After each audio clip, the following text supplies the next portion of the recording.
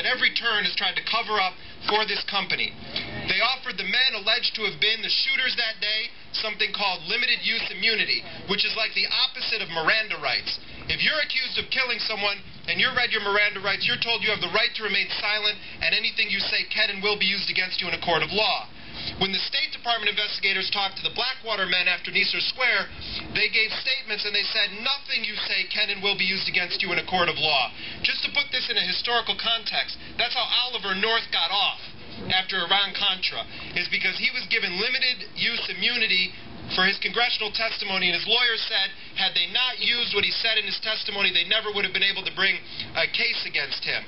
And so we have these men that have been immunized, they have been above the law, they have been unaccountable, and there's no political will on the Bush administration to crack down on their operations. In fact, they continue to be rewarded with more and more contracts.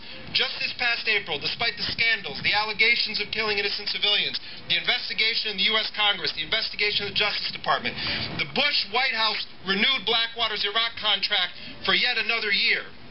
This is a company that has made over $1 billion just in security contracts from Iraq. That doesn't count the work that they do for the U.S. Navy in the United States, for law enforcement, and it doesn't count the work that Blackwater's new private CIA is doing. One of their latest projects is that they have set up a private intelligence company called Total Intelligence Solutions that's being run by 3 veterans of the CIA.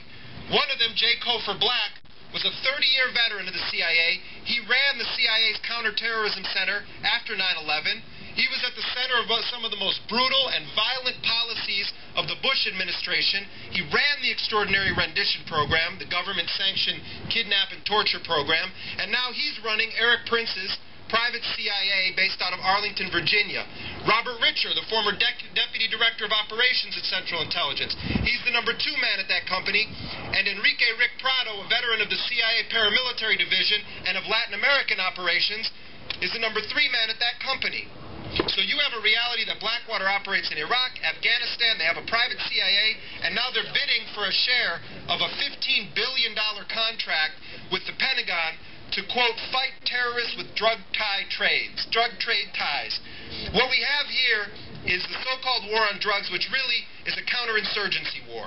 It has been going all the way back to when the CIA overthrew Jacobo Arbenz in Guatemala in 1954, the dirty Contra wars, the death squads in El Salvador and Nicaragua, and now we have U.S. mercenary companies that are being deployed in Latin America. The Colombian government spends half of its U.S. military aid hiring for-profit U.S. war corporations to fight the so-called war on drugs, which is really a counterinsurgency war.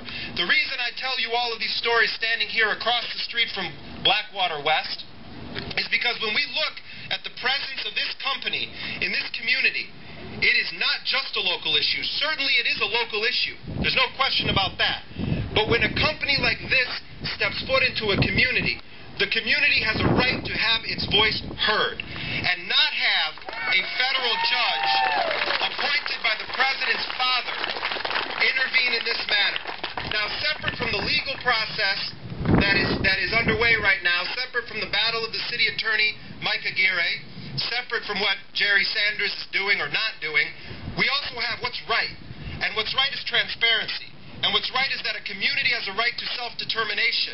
And the people of Potrero had to stand up for that right, just as the people of San Diego have the right to stand up for their right to self-determination.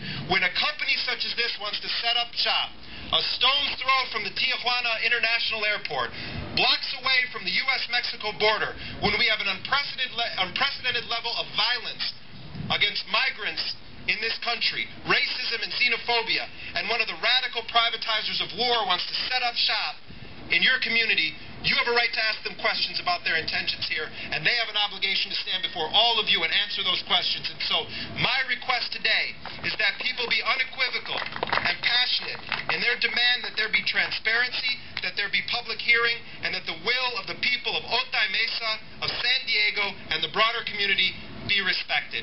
Thank you all for being here.